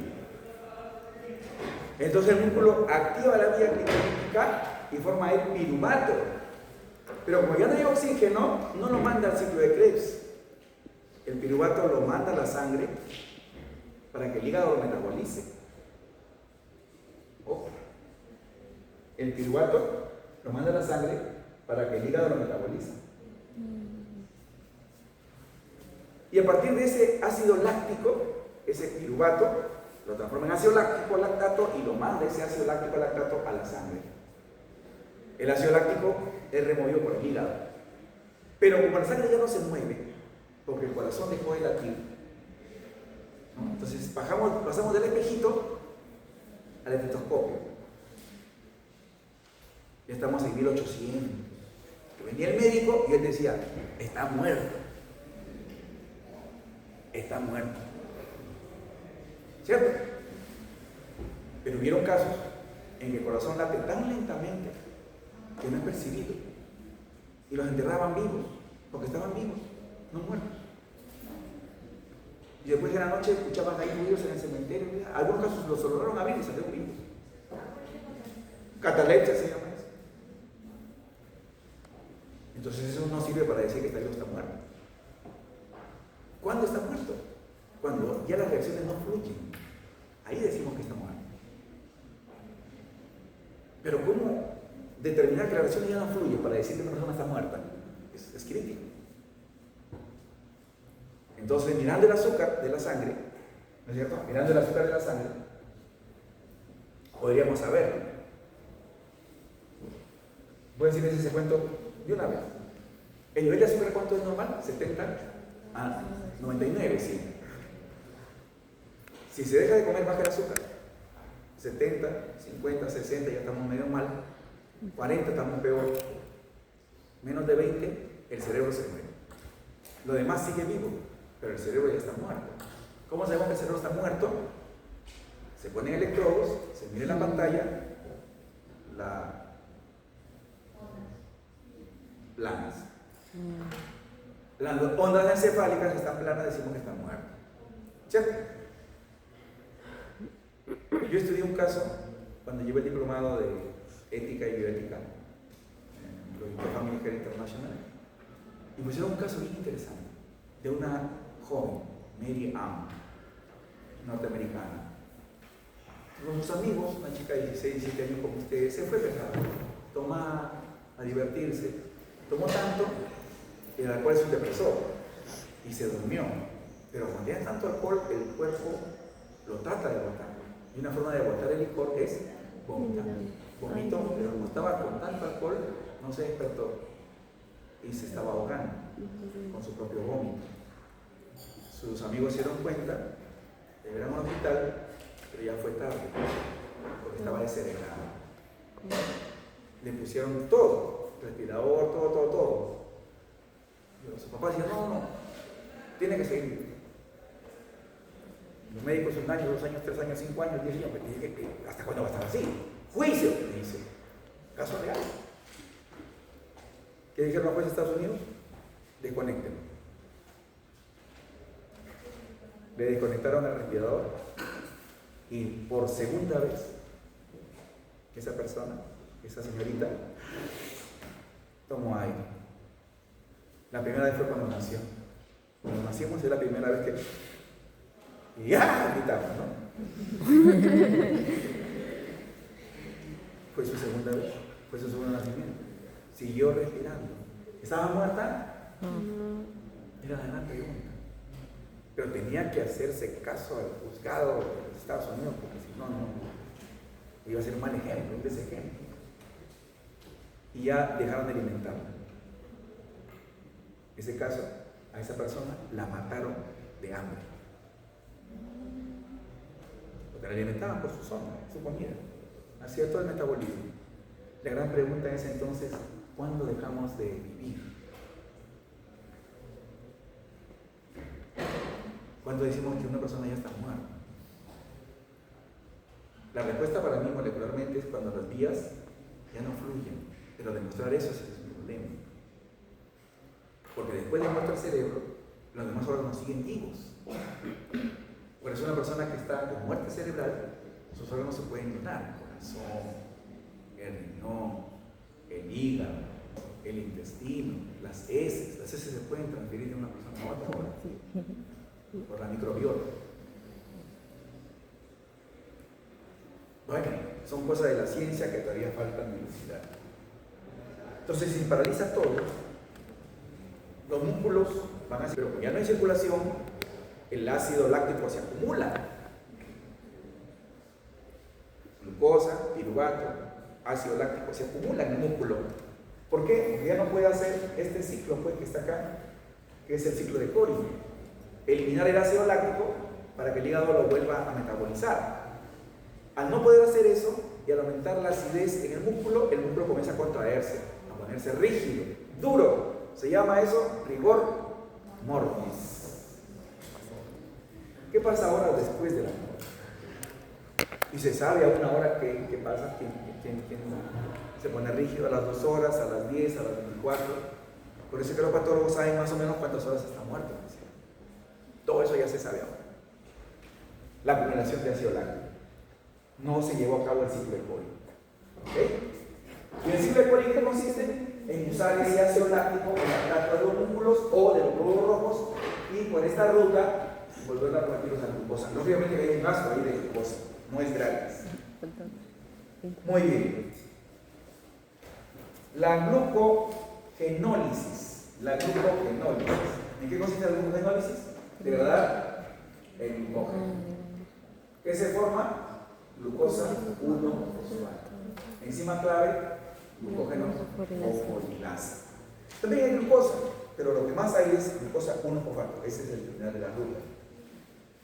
La gluconeogénesis, lo que usaron estos sobrevivientes, es la inversa, muchos libros lo dicen así, de la vía glicolítica. Miren, ¿dónde empieza? De oxalacetato a fosfenolpiruvato. Ahí empieza. Uno dice que es arriba, pero empieza acá. Bueno, la cosa es que el oxalacetato, fosfenolpiruvato, iba para arriba. Hasta glucosa. Glicerol también es una fuente. Glicerol fosfato, dihidroxi y ya va para arriba. Serían 2 gliceroles en todo caso. Y aquí está lo que les decía, de los valores de glucosa, que ya ustedes lo saben también. Sí. La lipogénesis, formación de ácidos grasos. ¿Recuerdan? El malonil se condensa un acetil, condensación, reducción, deshidratación y reducción. Son los 4 pasos, 4 fases, y se forma el ácido graso. Esa es la lipogénesis. El ácido graso que formamos es el ácido palmítico a partir de malonil. La transformación de triglicéridos y glicerol y ácidos grasos se da entre el tejido adiposo y el hígado. Los triglicéridos viajan en la sangre en una lipoproteína. Pregunta: si el hígado forma triglicéridos, ¿qué lipoproteína lleva esos triglicéridos que son endógenos? Respuesta: ¿cómo se llama la lipoproteína que lleva triglicéridos que el hígado forma? ¿Y la micro? No, la B. Y deja los tejidos por una enzima. La lipoproteína lipasa. La beta oxidación. ¿Cuál es el sustrato? El ácido graso. ¿Y cuáles son los productos? Acetil o agua. Y NAD, que en todo su camino va dando vueltas. ¿Lo recuerdan? La beta oxidación se lleva a cabo en la matriz mitocondrial. Si hay mucho acetil-CoA, ya sea por ejercicio, ya sea por hambre, el exceso de acetil-CoA, ¿qué va a formar? Cuerpos cetónicos. El acetil con el acetoacetil forman acetocetono, que es cuerpo cetónico. Se puede convertir en beta-hidroxibutirato y también en acetona. Los tres forman cuerpos cetónicos. Se eliminan por la orina. Por la orina. Colesterol, anabolismo o catabolismo. Anabolismo. Se forma el acetilcoenzima A hasta formar el colesterol, que es una molécula que no la podemos romper nosotros. Forma parte estructural de las proteínas, de las membranas, de las células, forma parte estructural. El colesterol da pie a las hormonas esteroides. El colesterol es importante en el organismo. En estas vías metabólicas ustedes pueden ver cómo los aminoácidos forman proteínas. Anabolismo. Las proteínas se degradan. Catabolismo. La proteína dietaria, digestión. Aminoácidos. Estos aminoácidos pueden formar aminos derivadas por transaminación y descarboxilación después de haber sido usados, forman amoníaco, que por el ciclo de la urea forman urea. Y también pueden formar esqueleto carbonado. Ese esqueleto carbonado de aminoácidos puede servir para formar ácidos grasos, para formar glucosa, para formar cuerpos cetónicos, para formar ATP y para formar colesterol. Miren, entonces ahora sáquense de la cabeza de que es una sola ruta. No. Son múltiples rutas las que están conjugadas acá. Para recordar el ciclo de la urea, el amoníaco proviene del glutamato. Ahí está la urea, el grupo amino, el amoníaco y el glutamato. Y el otro grupo amino proviene del aspartato. Del aspartato. Pregunto, ¿cuál es el sustrato inicial de la urea? El carbamídico. El primer paso, amoníaco, carbamídico, fosfato. El segundo amoníaco lo da el aspartato. Ciclo de la urea. El metabolismo intermediario, entonces, son todas las sustancias que se forman durante todas estas rutas metabólicas. Y tenemos varios ejemplos. Hemos resaltado en la clase el piruvato, el acetilcoenzima A, el oxalacetato, como importantes ejemplos de metabolismo intermediario. Pero hay varios, ¿no? El acetaldehído, el ácido láctico, el natrio, el FAS, por ejemplo. Metabolitos intermediarios. Aquí vemos como el piruvato, la novena acetilcoenzima A, acetilcoenzima A. Aquí vemos como el oxalacetato de piruvato, el oxalacetato pasa a ser compuesto en piruvato. Aquí, en este centro, es el piruvato. Pero, aquí tenemos el piruvato por transaminación de alanina, por descarboxilación de oxalacetato, se oxida y da acetil-CoA, se reduce, da lactato. Pero les decía, el acetilcoenzima A, sí es otro intermediario importantísimo. Proviene de proteínas, de carbohidratos y de lípidos, de todas las moléculas. Este acetilcoenzima A puede formar cuerpos cetónicos, puede quemarse, dar energía, puede formar ácidos grasos y puede formar esteroides. O sea, hace anabolismo y catabolismo, son intermediarios metabólicos. La beta-oxidación, una vez más, ocurre en la mitocondria, en la formación de cuerpos cetónicos también, el ácido cíclico también. Son importantísimos. Acá arriba, vía glipolítica. Acá, síntesis de ácidos grasos. Esta lámina. Esta lámina y esta otra la vamos a ver en la siguiente semana. Porque la otra semana es ver qué enzimas hacen y regulan el metabolismo. Vamos a ver lo mismo, pero desde un punto de vista hormonal. En resumen, aquí, arriba, ¿qué dice? La gran hormona de síntesis, la gran hormona anabólica. En el ayuno hay otra hormona, ¿cómo se llama? El glucagón. La gran hormona catabólica. Junto con otras. el cortisol, la hormona de crecimiento y la epinefrina. Todas estas hormonas son hipoglicemiantes desde el punto de vista metabólico, pero hacen muchas otras cosas más que lo vamos a ver en la próxima semana. No se olviden las rutas, es lo que se va a tomar en el examen de la otra semana. ¿En inicia? ¿Dónde termina? ¿Y cómo se llama? ¿Es anabólica o es catabólica? Yo les pregunto, ¿lipólisis anabólica o catabólica? ¿Ah? Catabólico. Beta-oxidación. Anabólico. ¿Anabólica o catabólica? Anabólico. Catabólica. Catabólica. ¿Cuerpos cetónicos? Catabólico también. A ver por acá, lipogénesis. Anabólica. Identificación. Anabólica. ¿Verdad que está anabólica? A ver, carbohidratos, aminoácidos a coenzima A. De complejo a sencillo. Anabólica. De complejo a sencillo. Catabólico. Muy bien, catabólico. Catabólico. ¿Ciclo de Krebs? Anfibólico. ¿Ok? Síntesis de colesterol. Anabólico. De simple a complejo. Anabólico. Muy bien, vayan estudiando. Y una vez más, CO2, agua, urea, ácidos grasos, cuerpos cetónicos son los que terminamos. Bien, nos vemos la próxima.